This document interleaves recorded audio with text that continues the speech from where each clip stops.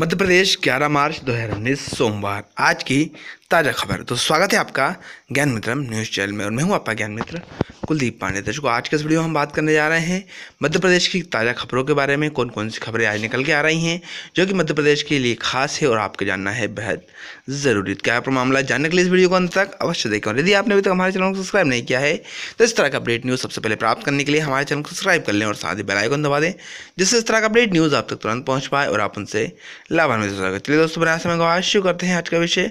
कौन कौन सी 5 खबरें हैं जो कि है आज निकल के आ रही है। तो पहली खबर दोस्तों निकल के आ रही है, अब शिक्षक और अध्यापकों के लिए समान तबादला नीति लागू कर दी गई है। यह अध्यापक समाचार से निकल के आ रही है। दूसरी खबर है लोकसभा चुनाव 2019 से कि मध्य प्रदेश में किस सीट पर कब होंगे चुनाव, कब डाले जाएंगे वोट, उसके पूरी तिथि और तारीख और लोकसभा सीट के साथ पूरी तमाम जानकारी लेके आए हैं। उसके साथ अगली खबर निकल के आ रही है, आचार संहिता में कौन से काम प्रतिबंधित है, उल्लंघन किया तो क्या होगा। तो आचार संहिता से है, क्या होती है आचार संहिता, इसे जानने के लिए चौथी खबर निकल के आ रही, कंप्यूटर बाबा को सीएम कमलनाथ ने बनाया मंत्री का दर्जा।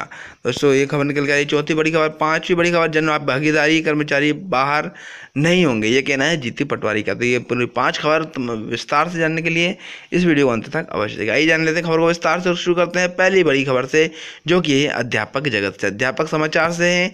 दोस्तों आपको बता दें कि लंबे समय से संविलियन की मांग कर रहे अध्यापक संवर्ग को प्रदेश की कमलनाथ सरकार ने थोड़ी राहत दी है। सरकार ने अध्यापक संवर्ग को भी शिक्षक वर्ग की तरह स्थानांतरण नीति का लाभ देने का फैसला किया है। इस तरह अध्यापकों को कम से कम एक बड़ी मांग पूरी हो रही है। वहीं दरअसल मध्य प्रदेश के अध्यापक संवर्ग शिक्षक संवर्ग में संविलियन की मांग कर रहे थे, यानी ये मांग कर रहे थे कि उन्हें भी शिक्षकों की तरह सरकार की विभिन्न नीतियों का लाभ दिया जाए। लेकिन पिछली सरकार शिवराज सिंह चौहान सरकार ने इस बारे में उन्हें पक्का आश्वासन देते हुए उन्हें इसे लेकर प्रक्रिया शुरू की थी, लेकिन अब सरकार बदलने के बाद ये प्रक्रिया ठंडे बस्ते में चली गई थी। इसके बाद अब कमलनाथ सरकार ने फैसला किया है कि अध्यापक संवर्ग के लिए सामान्य प्रशासन की तरह स्थानांतरित नीति की लागू किया जाएगा। इसके लिए अध्यापक संवर्ग को भी शिक्षक संवर्ग की तरह स्थानांतरण नीति का लाभ मिलेगा। इसके अलावा सामान्य प्रशासनिक का ये नियम अनुकंपा नियुक्ति के मामले में भी लागू होगा। आइए बढ़ते हैं आगे, बात करते हैं दूसरी बड़ी खबर के बारे में जो कि निकल के आ रही है, मध्य प्रदेश में किस सीट पर कब डाले जाएंगे वोट और कब कौन सी सीट पर होंगे कब चुनाव। तो आइए जान लेते हैं खबर को विस्तार से। दोस्तों आपको बता दें, चुनाव आयोग ने रविवार को लोकसभा चुनाव 2019 के लिए चुनाव कार्यक्रम की घोषणा कर दी है। लोकसभा की 543 सीटों के लिए 7 चरणों में वोट डाले जाएंगे, जबकि नतीजे 23 मई को घोषित किए जाएंगे। इसी के साथ मुख्य निर्वाचन अधिकारी सुनील अरोड़ा ने कहा है कि 2019 लोकसभा चुनाव में 90 करोड़ मतदाता अपने वोट का इस्तेमाल करेंगे। इस बार 18 से 19 साल के नए 1.5 करोड़ मतदाता जुड़े हैं और इस बार ईवीएम के साथ वीवीपीएटी का इस्तेमाल किया जाएगा। इस बार पोल बटन का उम्मीदवार के चेहरे नजर आएंगे। उन्होंने बताया कि इस बार सभी मतदान केंद्रों पर वीवीपैट की व्यवस्था लागू होगी। उन्होंने कहा है कि लोकसभा चुनाव 2019 में संपन्न कराने के लिए करीब 10 लाख मतदान केंद्र बनाए जाएंगे। 2014 के लोकसभा चुनाव में 9 लाख मतदान केंद्र बनाए गए थे। अरोड़ा ने बताया कि आज के आदर्श आचार संहिता लागू हो गई है और इसका उल्लंघन होने पर सख्त कार्यवाही की जा सकती है। मध्य प्रदेश में किस सीट पर कब होंगे मतदान, आइए जान लेते हैं। आपको बता दें 29 अप्रैल को पहले चरण में 6 सीटों पर चुनाव होंगे मध्य प्रदेश में। कौन कौन सी है वह सीधी, शहडोल, जबलपुर, मंडला, बालाघाट और छिंदवाड़ा में। इसी के साथ 6 मई को दूसरे चरण में 7 सीटों पर होंगे चुनाव, जो कि टीकमगढ़, दमोह, सतना, होशंगाबाद, बैतूल और खजुराहो और रीवा शामिल है। इसी से अगला चुनाव होगा मध्य प्रदेश में 12 मई को, जो कि तीसरे चरण में होगा। इसके अंतर्गत 8 सीटों पर चुनाव होंगे। इसमें मुरैना, भिंड, ग्वालियर, गुना, भोपाल, सागर, विदिशा, राजगढ़ शामिल रहेंगे। इसी के बाद अंतिम चरण में होगा 19 मई को चौथे चरण में चुनाव होगा, जो कि 8 सीटों पर होंगे लोकसभा चुनाव। उसमें देवास, उज्जैन, मंदसौर, रतलाम, इंदौर, धार, खरगोन और खंडवा शामिल रहेंगे। इसी के साथ छिंदवाड़ा विधानसभा क्रमांक 126 का उपचुनाव 29 अप्रैल को होगा, जो कि जिसमें मुख्यमंत्री कमलनाथ सरकार अपना विधानसभा चुनाव लड़ेंगे। अब बात करते हैं तीसरी बड़ी खबर के बारे में, जो कि आचार संहिता में कौन से काम प्रतिबंधित होते हैं, उल्लंघन किया तो क्या होगा, क्या होती है आचार संहिता। आइए जान लेते हैं खबर को। आचार संहिता के बारे में सभी लोग प्रश्न किया करते हैं क्या होती है, तो आइए हम बता देते हैं।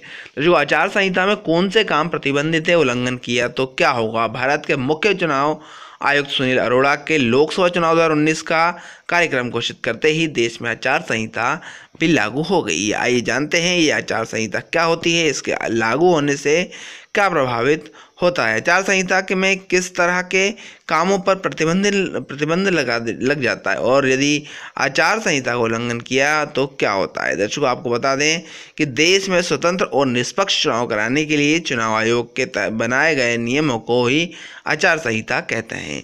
आचार संहिता लागू होते ही शासन और प्रशासन में कई अहम बदलाव हो जाते हैं। राज्यों और केंद्र सरकार के कर्मचारियों की सेवाएं चुनावी प्रक्रिया पूरी होने तक चुनाव आयोग के अधीन हो जाती हैं। आचार संहिता लागू होने के बाद सार्वजनिक धन का इस्तेमाल किसी भी ऐसे आयोजन में नहीं किया जा सकता जिससे किसी विरोधी पार्टी का फायदा पहुंचता हो। मंत्री या जनप्रतिनिधि सरकारी गाड़ी, सरकारी विमान या सरकारी बंगला का इस्तेमाल चुनाव प्रचार के लिए नहीं किया जा सकता है। आचार संहिता लगने के बाद सभी तरह की सरकारी घोषणाएं, लोकार्पण, शिलान्यास या भूमि पूजन के कार्यक्रम नहीं किए जा सकते हैं। किसी भी पार्टी प्रत्याशी या समर्थक को रैली या जुलूस निकालने का चुनावी सभा करने की पूर्व अनुमति पुलिस से लेना अनिवार्य होता है। राजनीतिक कार्यक्रमों पर नज़र रखने के लिए चुनाव आयोग पर्यवेक्षकों की भी नियुक्ति करता है। कोई भी राजनीतिक दल जाति या धर्म के आधार पर मतदाताओं से वोट नहीं मांग सकता है। ऐसा करने पर चुनाव आयोग दंडात्मक कार्रवाई भी कर सकता है। आचार संहिता के उल्लंघन पर चुनाव आयोग क्या कर सकता है। दर्शकों, आपको बता दें, यदि कोई प्रत्याशी या राजनीतिक दल आदर्श आचार संहिता का उल्लंघन करता है तो चुनाव आयोग नियमानुसार कार्रवाई कर सकता है। उम्मीदवार को चुनाव लड़ने से रोका जा सकता है या जरूरी होने पर आपराधिक मुकदमा भी दर्ज किया जा सकता है। आचार संहिता के उल्लंघन में जेल जाने तक की प्रावधान भी है। आइए जान लेते हैं चौथी बड़ी खबर के बारे में, जो कि निकल रही कंप्यूटर बाबा से। दर्शकों, कंप्यूटर बाबा को सीएम कमलनाथ ने भी मंत्री पद दे दिया है। कौन है कंप्यूटर बाबा, क्या करते हैं, आइए जान लेते हैं उनके बारे में।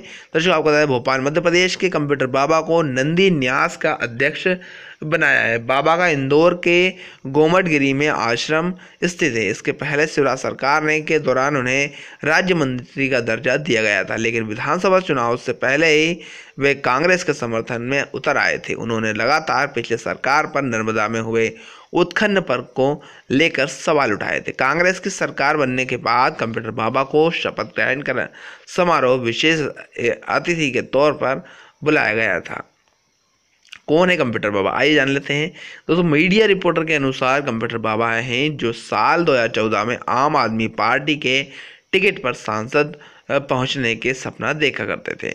दिगंबर अखाड़ा से जुड़े श्री श्री 1008 महामंडलेश्वर नामदेव त्यागी उर्फ कंप्यूटर बाबा का इंदौर के अहिल्यानगर में भव्य आश्रम है। बाबा का असल नाम नामदेव त्यागी है। महेंद्र नरसिंह दास महाराज का कहना है कि तेज दिमाग, स्मार्ट वर्किंग व कार्यशैली के कारण उनको यह नाम मिला है। 1998 के आसपास कंप्यूटर का युग गति पकड़ रहा था। नरसिंहपुर में एक कार्यक्रम के दौरान वरिष्ठ साधु संतों ने नामदेव दास महाराज की तेज कार्यशैली को देखते हुए उनका नाम कंप्यूटर बाबा रख दिया था। बाबा जिस विषय से सहमत नहीं उस पर बेबाफी से प्रतिक्रिया देने में देरी नहीं करते थे। अलग अलग मुद्दों के लिए 3 नामी कलेक्टरों के खिलाफ मोर्चा भी खोल चुके हैं कंप्यूटर बाबा। दर्शकों, आपको बता दें, महामंडलेश्वर कंप्यूटर बाबा कुटिया में रहते हैं, लेकिन लैपटॉप, फेसबुक और हेलीकॉप्टर का शौक रखते हैं। उन्हें हेलीकॉप्टर के से सफ़र और फेसबुक पर भक्तों से चैटिंग करने के से आनंद होता है। हेलीकॉप्टर से कंप्यूटर बाबा को ज़्यादा लगाव है। लोकल अखबारों के अनुसार यज्ञ और अनुष्ठानों के पर्चे बांटने के लिए हेलीकॉप्टर का इस्तेमाल करते हैं। 2011 में मालवा महाकुंभ और 2012 में विदिशा में धार्मिक आयोजन के लिए हेलीकॉप्टर से लगातार कई दिनों तक पर्चे बांटने गए थे। अब हम आइए बढ़ते हैं आगे 5वीं बड़ी खबर के बारे में बात करें। अब ये कहना है जीतू पटवारी का, जो कि अभी मध्य प्रदेश के मंत्री हैं। दोस्तों बता हम जीतू पटवारी का कहना है कि अब हम सरकार में नहीं, सरकार में है, एक भी जन भागीदारी कर्मचारी बाहर नहीं होगा, ये कहना है जीतू पटवारी का। दर्शकों आपको बता दें कि उच्च शिक्षा विभाग के अपर आयुक्त वेद प्रकाश ने एक पत्र जारी करके मध्य प्रदेश में जन भागीदारी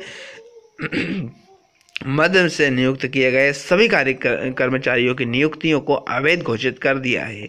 मध्य प्रदेश शासकीय महाविद्यालय उच्च शिक्षा जन भागीदारी कर्मचारी संघ के इंदौर जिला अध्यक्ष मनीष पवार ने उच्च शिक्षा मंत्री जीतू पटवारी से उनके निवास पर मुलाकात की। इस पर उच्च शिक्षा मंत्री ने इस संघ के पत्र पर टीप अंकित कर उच्च शिक्षा विभाग को तत्काल अवगत कराने का कहा गया है। उसके बाद कहा गया है कि जब हम विपक्ष में थे तभी भी आपको बाहर नहीं करने दिया था, तो अब हम सरकार में हैं।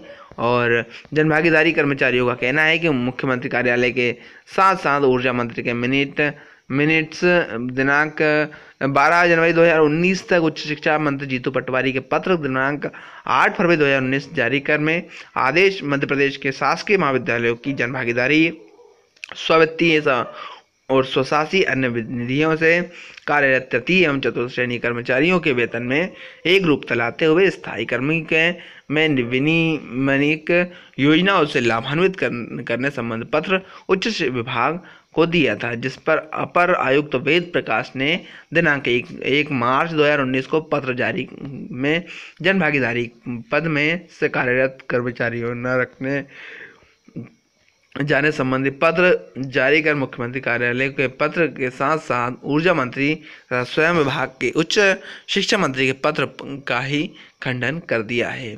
और जीतू पटवारी ने कहा है कि हमारी सरकार है, अब हम किसी भी अनुविभागीय अधिकारी या कर्मचारी को बहाली स्वीकार नहीं करेंगे। दर्शकों इस तरह से हम आपको बताया मध्य प्रदेश की 5 बड़ी खबरों से आपको अवगत कराया, जो कि आपके लिए जानना था बेहद ज़रूरी। तो आशा करते हैं आपको हमारा आज का विषय अवश्य पसंद आया होगा। यदि पसंद आया हो तो इसे लाइक करें और अधिक से अधिक लोगों तक शेयर करें ताकि सभी जानकारी से लाभान्वित हो सके। और यदि आपने अभी तक हमारे चैनल को सब्सक्राइब नहीं किया है, इस तरह का अपडेट न्यूज़ सबसे पहले प्राप्त करने के लिए हमारे चैनल को सब्सक्राइब कर लें और साथ ही बेल आइकन दबा दें, जिससे इस तरह का अपडेट न्यूज़ तो आप तक तुरंत पहुँच पाए और आप उनसे लाभान्वित हो सके। दर्शकों आज की वीडियो में इतना ही, हम फिर हाजिर होते हैं एक नए विषय के साथ। जब तक के लिए जय हिंद, जय भारत, वंदे मातरम।